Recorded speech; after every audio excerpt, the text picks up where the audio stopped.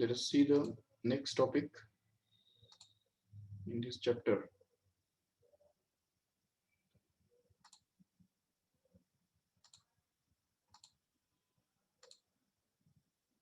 Yes, good evening.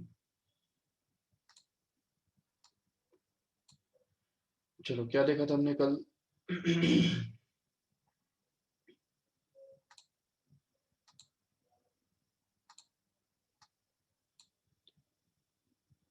Yes, we have seen different situations in which the springs are connected in different ways, and how to find out the effective force constant in different situations that we have seen last time.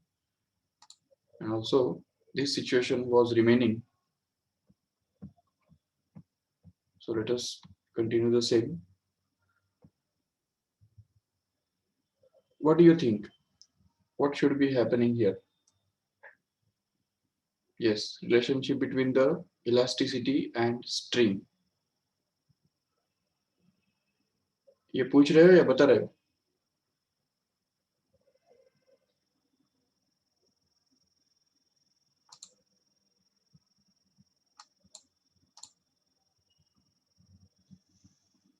Yes, ठीक है. तो what do you think, अभी इस case में क्या कर सकते हैं बताओ? ऐसे अगर सिचुएशन है, मान लो ये चार स्प्रिंग्स इस तरह से कनेक्टेड है 90 डिग्री पे, और अभी सपोज इसको हमने ये जो स्प्रिंग है या ये जो पॉइंट है P, इसको अगर हम सपोज डिस्प्लेस करते हैं किसी भी एक डायरेक्शन में, तो उसकी वजह से वो वाइब्रेट करेगा. उसके वाइब्रेशन का जो टाइम पीरियड है, तो वो टाइम पीरियड इस फॉर्मूला से दिया जाएगा 2 pi root m by k.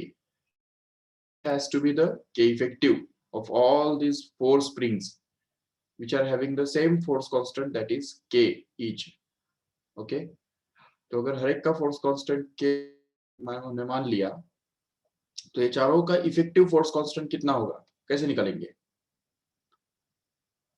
देखो, if we suppose displace this point P, or suppose we keep your mass m here at point P and displace it slightly upwards.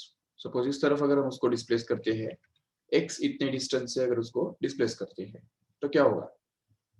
तो उसकी वजह से ये जो ऊपर वाला जो स्प्रिंग है वो कंप्रेस हो जाएगा x डिस्टेंस से, और उसकी वजह से वो एक फोर्स एक्सर्ट करेगा डाउनवर्ड डायरेक्शन में, जो कि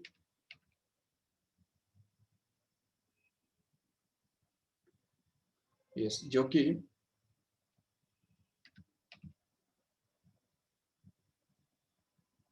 it will exert a force in the downward direction, and that will be given by the formula kx. Correct है? kx इतना वो फोर्स एक्सर्ट करेगा, no doubt. But at the same time this spring, ये जो नीचे वाला जो spring है वो एक्सपांड हो जाएगा, और एक्सपांड होने की वजह से जो उसका x डिस्टेंस से एक्सपांड होने की वजह से फिर से वो उसी डायरेक्शन में, डाउनवर्ड डायरेक्शन में ही एक फोर्स एक्सर्ट करेगा, जो कि kx रहेगा, kx. And because of that these two forces will get add up together. Just they are in the same direction, so they will just get add up together, and that's why the net force here will be actually kx plus kx. मतलब we can say it as 2kx. समझा कैसे? And if we just compare this equation, F net is going to be equal to k effective into x. तो इससे हमको क्या मिलता है? K effective happens to be actually 2k simply. अभी एक बात है यहाँ पे कि ये बाकी दो स्प्रिंग्स भी तो है. क्या ये दोनों स्प्रिंग्स उनके परपेंडिकुलर डिस्टेंस, परपेंडिकुलर डायरेक्शन में डिस्टेंस मूव करने की वजह से, या उसको मास को शिफ्ट करने की वजह से कुछ डिस्प्लेस होंगे, एक्सपांड या कंप्रेस होंगे? नहीं. तो हमको ये देखना होगा कि अगर कोई समझो एक स्प्रिंग ऐसा है, ऐसा है, तो उसको अगर हम सपोज इस तरफ अगर कंप्रेस करते हैं तो कंप्रेस होगा, वो फोर्स एक्सर्ट करेगा. या अगर इस तरफ कंप्रेस एक्सपांड करेंगे तभी भी वो फोर्स एक्सर्ट करेगा, नो डाउट. लेकिन अगर इस तरफ उसको अगर हम डिस्प्लेस करते हैं तो वो तो परपेंडिकुलर डायरेक्शन हो गया. तो ऐसे अगर उसको इस तरफ करते हैं तो ये स्प्रिंग्स अगर मान लो ऐसा हो जाता है, तो it will neither be compressed nor be expanded. So that's why we can say that the compression and expansion will not take place in both of these springs which are horizontal here. Only vertical springs will just undergo compression and expansion, and because of that we can get this effective force constant to be equal to 2k, and hence we can say that the period of oscillation here in this way will be simply 2 pi root m by 2k. That's it. Even it doesn't matter कि हमने यहाँ पे ये जो displacement है तो ये हमने ऊपर के डायरेक्शन में लिया है, ऐसा नहीं कि उसकी वजह से ये आंसर आया।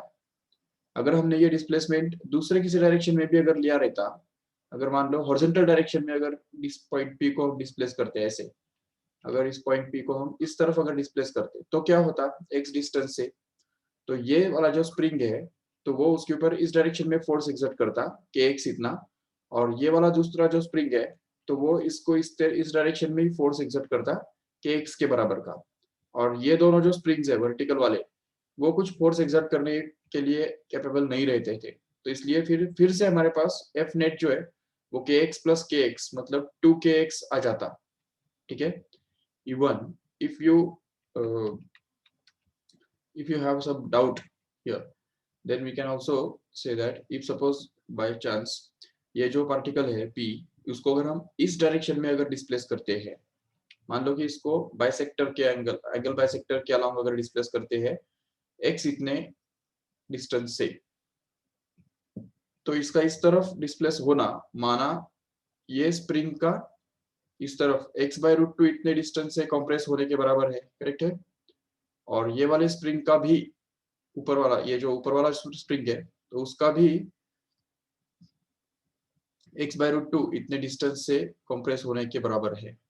और एट द सेम टाइम ये दोनों जो स्प्रिंग्स है ये वाला और ये वाला, तो ये दोनों स्प्रिंग्स एक्चुअली एक्सपांड हो रहे हैं उसी डिस्टेंस से, तो हमारा जो फोर्स का डायग्राम बनेगा इस पॉइंट P पे जो फोर्सेस काम करेंगे तो वो एक रहेगा इस तरफ जिसको हम लिख सकते हैं k into x by root 2, correct है। ये एक फोर्स काम करेगा यहाँ पे। दूसरा फोर्स ये इस स्प्रिंग की वजह से अप्लाई होगा जो कि ऊपर के डायरेक्शन में काम करेगा, नहीं सॉरी सॉरी सॉरी, इस पॉइंट P के ऊपर अगर हमने इस तरफ अगर पुश किया, ये डायरेक्शन में अगर पुश किया तो ये वाला स्प्रिंग क्या करेगा, उसको एक्सपांड होने के लिए इस तरफ पुश करेगा नहीं, तो इसलिए force will be in this direction here due to this first spring. इसको हम बोल देते हैं सपोज चाहिए तो 1, देखो this is the first spring,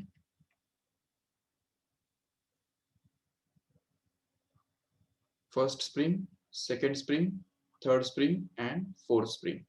Okay, so we can see this first spring will exert a force of k times x by root 2 here on this particle P, and this second spring will exert a force of the same, that is k x by root 2 once again on this particle, and this third spring here, this third spring is getting expanded, so it will also exert the same force, that is k x by root 2 here, and this fourth spring, this is going to be expanded, and that's why in order to contract it will also exert the same force, that is k x by root 2 on that point P.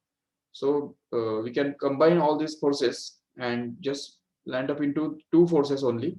One is this kx by root 2 plus kx by root 2 मतलब 2kx by root 2 मतलब ये root 2 kx हो गया वो root 2 kx, and this force, these two forces will just add up together and we'll get the resultant of these two to be simply once again root 2 times of kx, correct है। And as we already know that whenever two forces are right angles to each other, they produce a resultant which is of magnitude root 2 times of each of them, correct है। तो इसलिए यहाँ पे जो net force रहेगा तो F net we can say it will be actually root 2 times of each of them, and what is each of them, which is root 2 kx, and once again we are going to get this F net to be simply equal to 2 kx, which is already we have got it here by a very very simple method। यहाँ पे तो हमको बहुत simple method से ये मिला था 2kx, but अगर हम सपोज दूसरे डायरेक्शन में भी अगर डिस्प्लेसमेंट यूज करते हैं तभी भी don't worry about that, answer is going to be the same, and hence the effective force constant here will be actually 2k only, no doubt। so here we can see this as a final। चलो ठीक है। proceed further.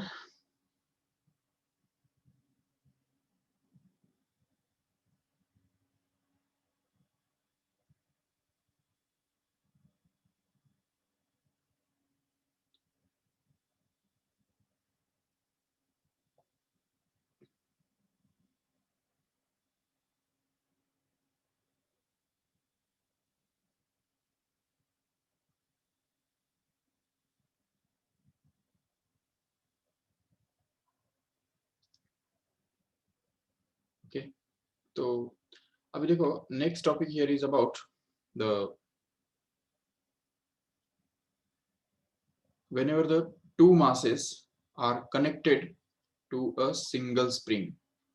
ये देखो suppose अभी यहाँ पे उल्टा है अभी, हाँ masses यहाँ पे दो है. This is suppose mass m1 and this is suppose the mass m2, and both of them are connected to a single spring whose force constant is going to be k here. And now we want to find out the force constant or the period of vibration, period of oscillation of this system, which contains two masses m1 and m2 which are connected at the end of a single spring of force constant k.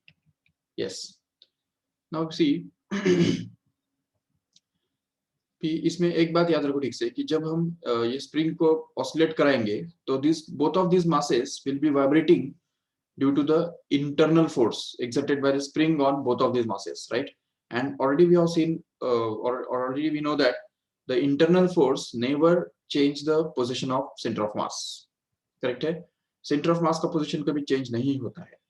तो ये बात use करके हम इतना तो कह सकते हैं कि अगर मान लो पहले स्टार्टिंग में अगर इनका सेंटर ऑफ मास यहाँ पे सपोज कुछ है, ठीक है, सपोज यहाँ पे एक सेंटर ऑफ मास इनका है जो कि जिसका डिस्टेंस यहाँ से x1 है, और यहाँ से सपोज ये चलो सेंटर ऑफ मास का जो डिस्टेंस है तो उसको हम बोल देते हैं suppose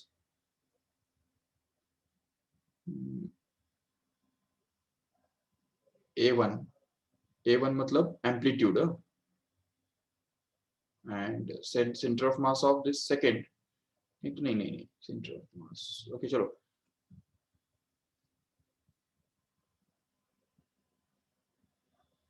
x1 and x2 are the distances of the center of mass of this system from both of these masses m1 and m2.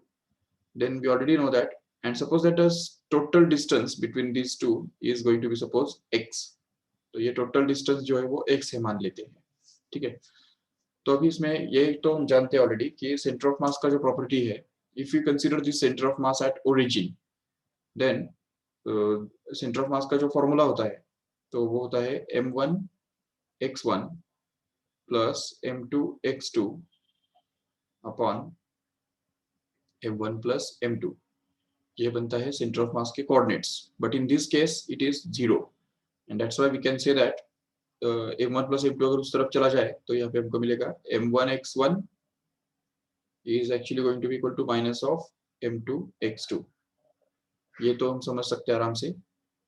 Yes, and since these both of these particles are vibrating, but the center of mass will not vibrate or it will not move just because the particles are vibrating due to the internal forces. तो internal forces की वजह से जो vibrations होते हैं तो उसकी वजह से हम ये बिल्कुल श्योर बता सकते हैं यहाँ पे कि center of mass will remain at rest, and this particle will be vibrating like this to and fro, and this second particle here also is vibrating like this to and fro.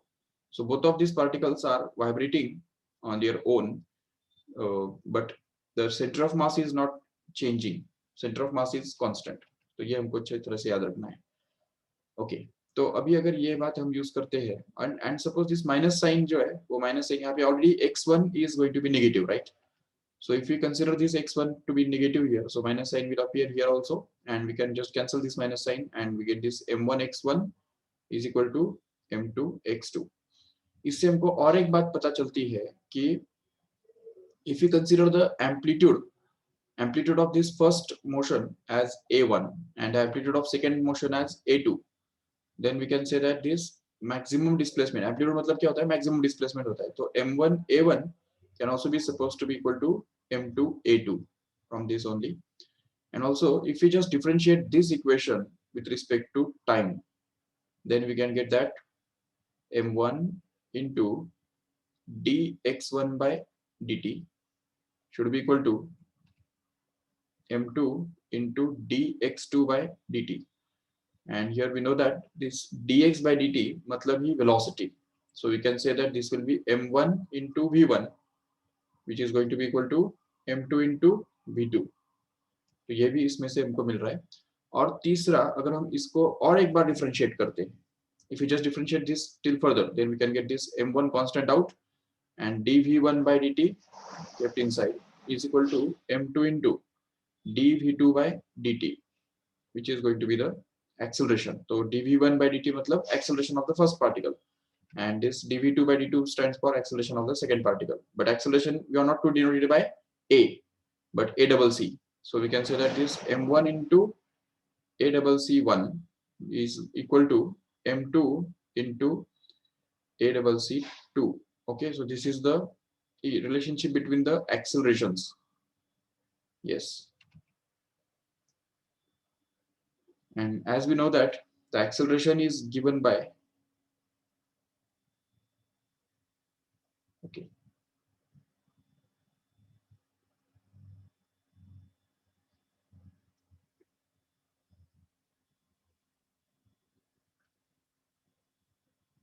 But एक बात तो clear है कि जो भी time period रहने वाला है वो दोनों के लिए सेम रहने वाला है, बराबर है.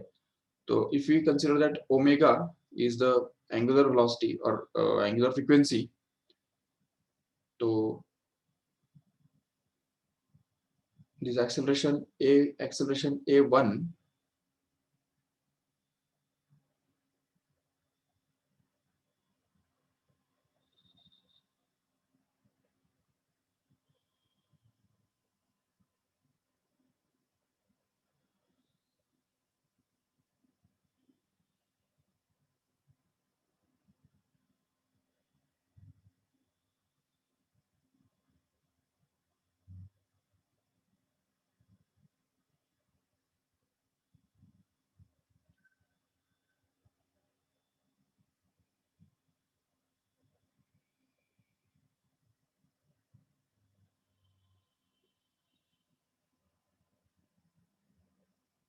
okay, if suppose this k is the force constant of this spring, then this k for this first spring here, k will be equal to m into m1 into omega square.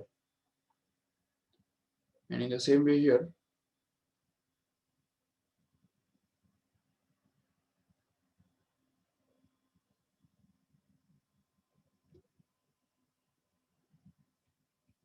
Okay, हाँ हाँ हाँ, अभी देखो यहाँ पे एक बात समझ सकते हो कि ये जो फर्स्ट वाला जो स्प्रिंग है, ये लेफ्ट साइड में जो स्प्रिंग है उसका अगर फोर्स कांस्टेंट हम मान लेते हैं k1, ओके, और दूसरा जो राइट साइड में जो स्प्रिंग है उसका अगर फोर्स कांस्टेंट मानते हैं k2, बट अभी पूरे ओवरऑल स्प्रिंग का फोर्स कांस्टेंट कितना है, k है. ओके, सो और ये हमको पता है ऑलरेडी कि ये k1 और k2 ये तीनों कौन से इक्वेशंस के साथ रिलेटेड होते हैं, क्योंकि ये सीरीज में है, बराबर. तो जब ये दोनों स्प्रिंग्स सीरीज में लगे हुए हैं, तो ऐसे हालत में हमको पता है ऑलरेडी कि सीरीज में क्या होता है, फोर्स कांस्टेंट्स के बारे में ये रिलेशनशिप ट्रू होता है कि 1/k is equal to 1/k1 plus 1/k2, correct है.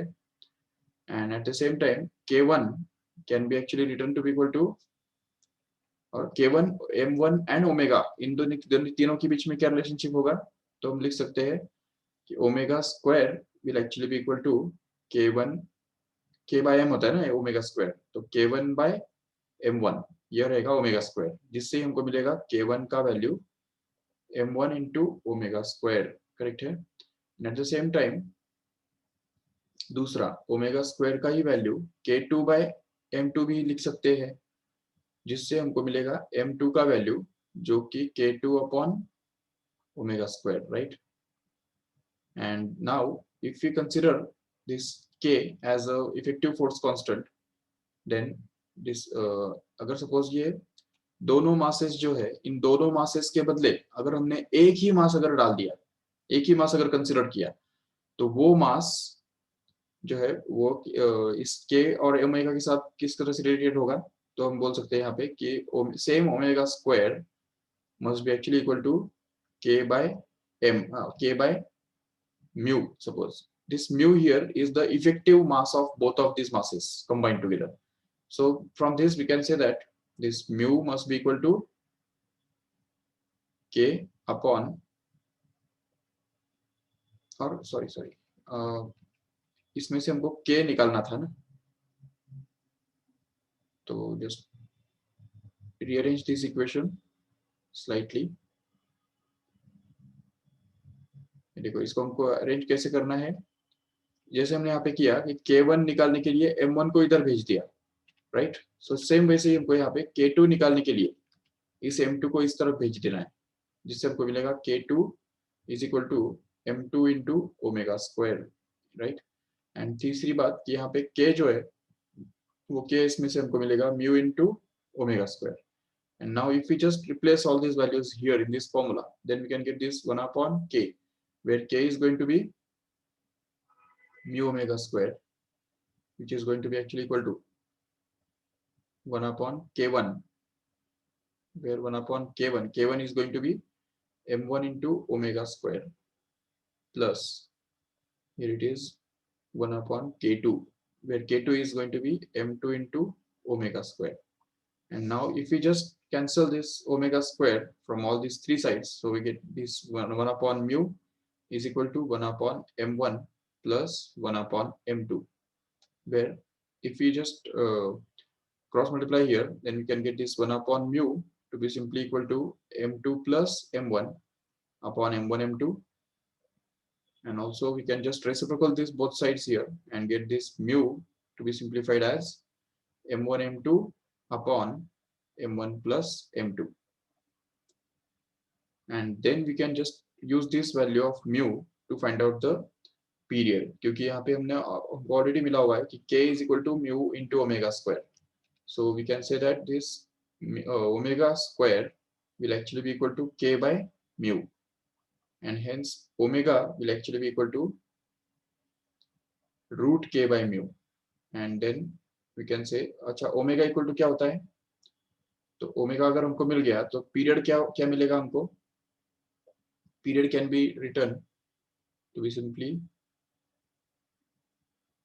देखो पीरियड निकालने के लिए हमको ये ओमेगा यूज करना है, तो जैसे कि हम जानते हैं period t is always equal to 2 pi by omega, and if we just replace this omega here, then we can get this 2 pi into root of इसका उल्टा, तो mu by k, करेक्ट है, where mu has to be replaced by this formula here.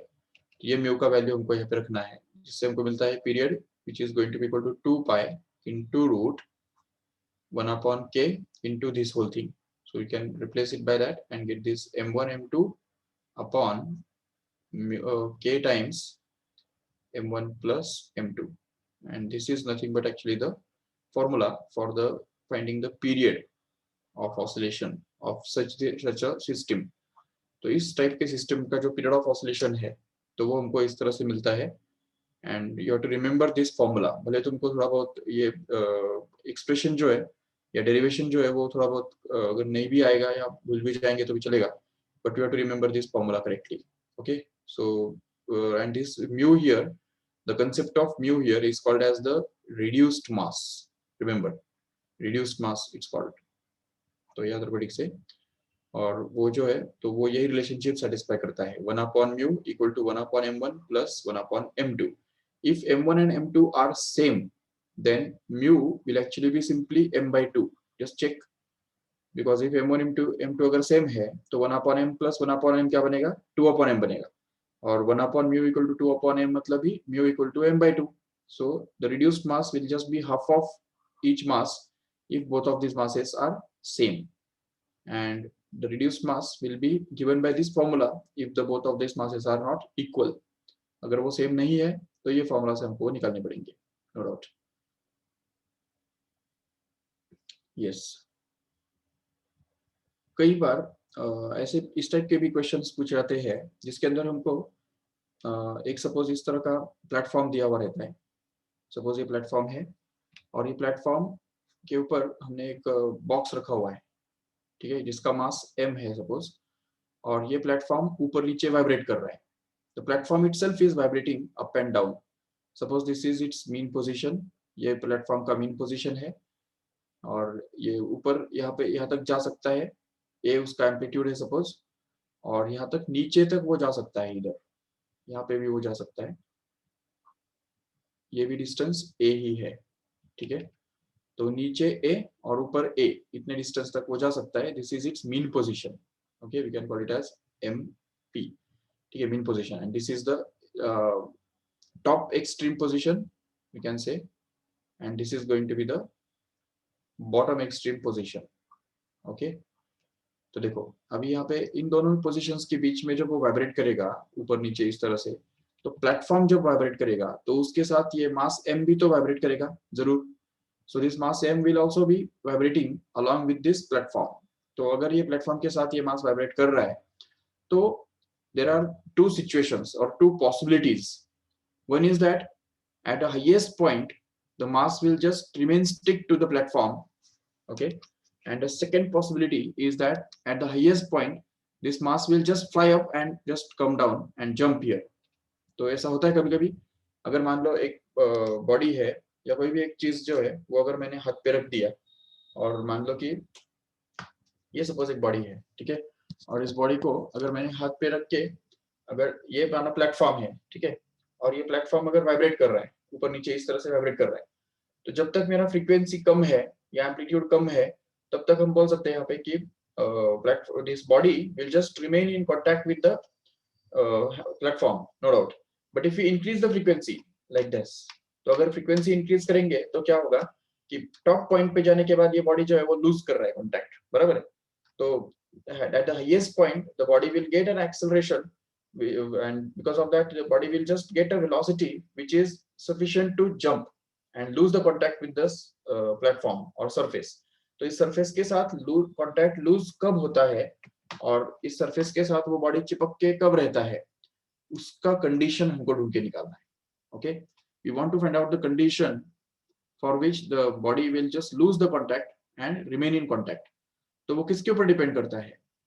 See here, what happens at the highest point exactly is when the body moves at the highest point, both platform as well as the body are moving with acceleration. So we can consider that this body is kept in a non-inertial frame of reference. Do you agree with this? ये जो body है वो non-inertial frame of reference के अंदर है. याद है non-inertial frame क्या होता है? हमने 11th standard में देखा है. There are two types of frames. One is inertial one and another one is non-inertial one. Non-inertial frame is nothing but a frame which is moving with some acceleration. And whenever there is a non-inertial frame, there is a pseudo force acts on the every body which is kept in that frame. Remember, pseudo force acts on the particle which is kept in every non-inertial frame. And this pseudo force is of magnitude which is equal to the product of mass of the body and acceleration of the frame of reference. Remember, the mass of the body and acceleration of the frame of reference, and this force is always directed in the direction which is opposite to the acceleration of this frame of reference. These are the two properties of pseudo force. Remember, the example is whenever we are sitting on the lift, whenever and the lift is just moving upwards with an acceleration, we experience a force in the downward direction. If suppose lift stops at the highest point, we get a thrust upwards. That is because of the pseudo force again. Even whenever we are sitting in a train and train accelerates forward, we get a jerk backwards. That is the pseudo force again. Even if suppose the brakes are applied to the train, then we get a jerk in the forward direction. That is again another example of pseudo force. So every time, remember, this pseudo force is directed in a direction which is opposite to the acceleration of the frame. Okay, so in this case here, in case of SHM, we already know that this platform is vibrating, and at a highest point the acceleration of this frame is downwards, and at the highest point the acceleration of the frame is given by the formula, as we know already, that in case of the SHM or simple harmonic motion, the acceleration at the extreme point is given by the formula a omega square. Correct है, ये सबको पता है already. ए मतलब amplitude यहाँ पे, ठीक है ना. So acceleration is given by a omega square, no doubt. But because of that, this body will experience a pseudo force, which is going to be acting in the upward direction. And this pseudo force will be of magnitude, which is equal to the product of mass of this body and acceleration of the frame of reference. Okay. So therefore, the pseudo force acting on the body can be found out to be equal to the mass of body multiplied by the acceleration of the platform. Okay, platform. So if we just write this formula here, then pseudo force becomes actually equal to mass of the body, which is m here, and that is to be multiplied with acceleration of the platform, which is nothing but a double c, which we already obtained here. So here this f becomes actually equal to m into a omega square. Correct here? This is going to be the pseudo force acting on the particle. But at the same time, the gravitational force is also acting on this particle in the downward direction, which is equal to mg. Now mg and this pseudo force, इन दोनों के बीच में हमारे पास तीन situations है. देखो ठीक से, downward direction में कौन सा फोर्स काम कर रहा है? ग्रेविटेशनल फोर्स, जो कि mg के बराबर है. और अपवर्ड डायरेक्शन में कौन सा फोर्स काम कर रहा है? m ओमेगा स्क्वायर, जो कि upward direction में है. So case 1, we can say that it is possible. First possibility is that suppose mg is greater than ma omega square. Okay, and case 3 can be written to be equal to mg is less than ma omega square. Okay, and we can just get the case which is between these two, which has to be that mg must be exactly equal to the ma omega square. Correct here? So now if we just consider these three cases, then what happens in all these three cases is, in the first case, suppose by chance the first case जो है वो mg बड़ा है और m omega square छोटा है, means upward force is smaller and downward force is greater. So in that case, the body will just stick to the platform. तो ये प्लेटफॉर्म के साथ ये बॉडी जो है वो स्टिक रहेगा. ठीक है, इट विल रिमेन स्टिक. इसको हम इस तरह से लिख सकते हैं, it will remain stick. That means it will not jump और it will not lose the contact. Okay, but on the other hand, if suppose this m omega square is dominant than mg, तो अगर mg छोटा है और m omega square अगर बड़ा है, which happens in this case here, then in that case the body will just jump and it will lose the contact. ठीक है, विद द प्लेटफॉर्म. तो प्लेटफॉर्म से वो छूट जाएगा, हाईएस्ट पॉइंट पे वो जस्ट जंप करेगा. And the balancing condition between these two, मतलब इन दोनों के बीच का जो कंडीशन है, गोल्डन मीन कंडीशन उसको हम बोल सकते हैं. जस्ट थोड़ा भी अगर सपोज ये कंडीशन में अगर बदलाव होता या चेंज होता या mg थोड़ा सा भी कम होता तो वो जंप करना था. और अगर ma ओमेगा स्क्वायर का वैल्यू थोड़ा सा भी अगर कम होता तो वो उसके साथ चिपक के रहना था. लेकिन अभी इस कंडीशन में क्या होगा? The body will just feel weightlessness at the highest point. Remember, it will just remain in contact with the platform just for namesake, not it will be pressing the platform with some force. And that's why the condition for that weightlessness, means condition for just to remain in contact or just not to leave the contact, will be simply obtained by equating this gravitational force and the pseudo force. So if we just see carefully, this m will just get cancelled from both sides, and what we get here is, you can get this as g is going to be equal to a omega square. This is the required condition. Remember, the gravitational acceleration must be exactly equal to the acceleration in case of the simple harmonic motion. That is, we have to understand. So whenever this gravitational acceleration is exactly equal to a omega square, in that case the body will not lose contact, or it will just lose the contact with the surface or with the platform. So if we want to find out the maximum amplitude so that the body can remain in contact, then we can find out the amplitude to be simply equal to g upon omega square, right? And if you want to find out the minimum angular velocity or angular frequency so that the body can remain in contact with the surface of platform, then we can say that it will be omega square is equal to g by a. Okay, and if you want to find out omega, then omega will actually be equal to root of g by a. And if you want to find out the frequency, then omega के बदले 2 pi n डाल दो और 2 pi को नीचे लेके जाओ, तो frequency will be obtained to be 1 upon 2 pi into root g by a. And if you want to find out the maximum period, then we can get this period to be simply equal to 2 pi root a by g. जो चाहिए वो मिल जाएगा. Condition is the same. ठीक है, so condition अगर याद रख लो तो ये सारे जो फॉर्मूले है तो वो कोई बड़ी बात नहीं है. We can derive them in a single shot. We can see. So ये condition सिर्फ याद रख लो कि whenever there is a platform and body is vibrating along with that platform, then at a highest point, what should be the condition so that the body will remain in contact, just remain in contact. So this is the condition. And if you want this body to just fly away, if we want this body to jump from the surface and leave the contact, then we have to keep this m a omega square greater than mg.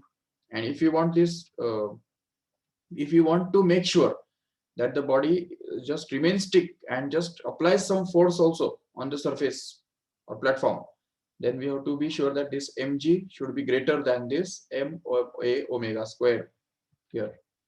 And obviously the difference of these two will be the normal reaction which is provided by the surface of this platform, right? So mg minus m a omega square will be the normal reaction.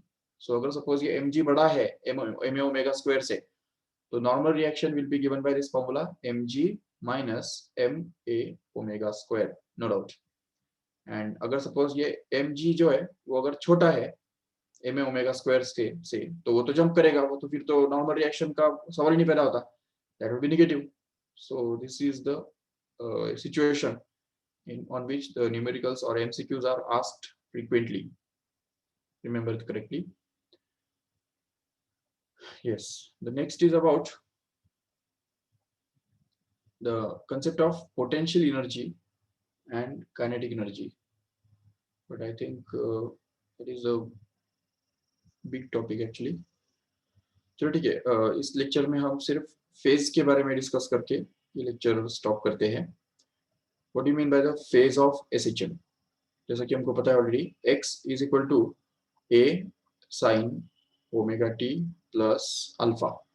This is the equation of SHM of any particle. So here, depending upon whether alpha is 0 or alpha is pi by 2 or alpha is 3 pi by 2 or pi and alpha is 3 pi by 2, we have different situations here.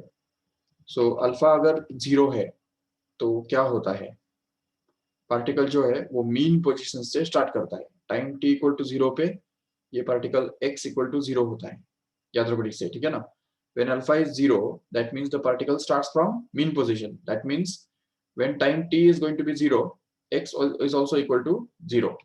This is the condition for alpha equal to 0. Even we can just confirm it from this equation. If alpha is 0, what will happen is when we put t equal to 0 in this equation, sir चलो अगर alpha 0 है तो उस case में क्या होगा, equation will get just modified and the equation will become a sin omega t simply. And it makes clear that when this t will be 0, sin 0 will be 0, and because of that x will also be 0. So ये तो simple हो गया, तो हम ये समझ सकते हैं आराम से. चलो ठीक है, अभी हम देखते हैं कि दूसरा situation, when alpha is going to be pi by 2. What does it mean? Alpha pi by 2 होने का मतलब क्या है? See, the equation itself will just get modified, and the equation of motion of the particle will become actually a sin omega t plus pi by 2, which means it will become x equal to a cos omega t, correct है? And because of that, we can say that when we'll put this t equal to 0 here, then x will become equal to a, which means that the particle just starts from extreme position here. ये देखो यहाँ पे वो start करता है. This is the starting point, we can say. So when time t equal to 0, x will actually be equal to a, and that's why we can say that the particle starts from right extreme position when alpha is going to be equal to pi by 2। ये दूसरा case समझ लो ठीक से। तीसरा, alpha is going to be equal to pi. What happens in this case? If alpha itself is equal to pi, then in that case the equation will get modified once again. देखो ठीक से, alpha अगर पाई है तो जो हमारा equation है x equal to क्या होता है, a sin omega t plus alpha होता है, but alpha is pi here, so equation will get just modified and will get this x equal to, अच्छा अभी sin 180 प्लस थीटा माना minus sine theta होता है, तो यहाँ पे आ जाएगा minus a sin omega t, and because of that we can see clearly that the particle, when we will put t equal to 0 here, then x will also be equal to 0, no doubt, but देखो यहाँ पे t equal to 0 पे x equal to 0 है, no doubt, लेकिन यहाँ पे particle जो है, the particle will move towards left extremity first, so इस तरफ वो ट्रेवल करेगा पहले, ना कि इस तरफ जैसा कि यहाँ पे होता है। समझा ठीक से दोनों के बीच में फर्क क्या है? When alpha is equal to 0, then the particle is at rest or at a mean position at time t equal to 0, but moves towards positive extremity. Okay, a suppose we can see, and when if alpha is going to be pi, then also the particle is at mean position initially, or the particle starts from mean position, no doubt, but it moves to the left extreme position first and then completes the oscillation here. तो ये फर्क है दोनों के बीच में। ये particle जो है पहले लेफ्ट तरफ जाएगा और फिर वापस रिटर्न आएगा, जबकि यहाँ पे अल्फा 0 होने से क्या होता है, पार्टिकल पहले राइट तरफ जाएगा और फिर रिटर्न आएगा। तो ये हमको समझना है दोनों के बीच में का डिफरेंस। और चौथा सिचुएशन जो कि हमने बताया कि alpha is suppose going to be 3 pi by 2। Okay, so if alpha is going to be 3 pi by 2, then what will happen? So see here, if the equation itself will get modified and we'll get x equal to a sin omega t plus 3 pi by 2, and as we know that sin omega t plus 3 pi by 2 matlab sin 270 plus theta lies in fourth quadrant, and in fourth quadrant sin is negative and it will convert into cos also, so we can get that x equal to minus a cos omega t, and because of that we can be clear that the particle is going to start from this left extreme position in this case, जबकि यहाँ पे alpha equal to pi by 2 होने से ये particle जो है वो right extreme position से स्टार्ट कर रहा था, करेक्ट है? when t was 0, x was a, but in this case when t will be 0, x will be minus a actually, and that's why we can say that the particle starts from left extreme position and we'll go towards this right extreme position first and then complete the oscillations. So ये हमको समझना है अच्छी तरह से। तो यहाँ पे अल्फा पाई बाय 2 होने से पार्टिकल जो है वो लेफ्ट राइट एक्सट्रीम पोजीशन से स्टार्ट करता है, एंड अल्फा का वैल्यू 3 पाई बाय 2 होने से पार्टिकल जो है वो लेफ्ट एक्सट्रीम पोजीशन से स्टार्ट करता है। That is the basic difference again in this way. तो ये बात अच्छी तरह से याद रखो। एंड बच्चा ग्राफ्स के बारे में भी हमको अच्छी तरह से याद रखना है। If suppose this is the case, alpha is 0 suppose, then the equation of motion or the displacement of this particle will be given by this graph. okay, तो ये ग्राफ रहेगा पार्टिकल का डिस्प्लेसमेंट का, क्योंकि इसमें a sin omega t included है। okay, but in this case when alpha is going to be pi by 2, the graph of displacement will start from highest point and vary sinusoidally in the same way as this here। इसके जैसा ही होगा वो बिल्कुल, लेकिन सिर्फ वो फर्क ये है कि it will start from highest point and vary sinusoidally in this way। and if we talk about this case here, then the graph will be again starting from mean position or origin only, but it will move towards like this। तो ये देखो इसमें और इसमें क्या फर्क है, समझा? This goes in the positive half cycle first, whereas this goes in the negative half cycle first। and finally if we consider this situation here, when the particle is moving with alpha equal to 3 pi by 2 and it starts from left extreme position, in that case the graph of displacement will be of cosine nature। तो ये cosine nature का ही होगा वो, लेकिन इस cosine वाले curve का reflection होगा। Reflection, that means it will start from negative maximum and vary sinusoidally afterwards like this. See the difference. ये चारों ग्राफ्स में भी तुमको केयरफुली डिफरेंस नजर ठीक से याद रखना है, ठीक है? Yes, any doubt about this? किसी को भी अगर कुछ डाउट है तो पूछ सकते हो।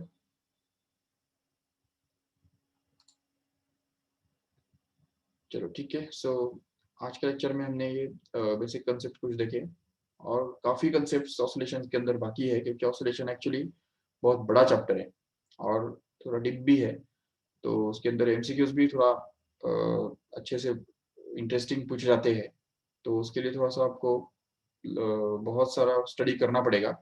वो है बेसिक कंसेप्ट जो है वो बहुत सारे हैं और वो अच्छी तरह समझ के लेने पड़ेंगे।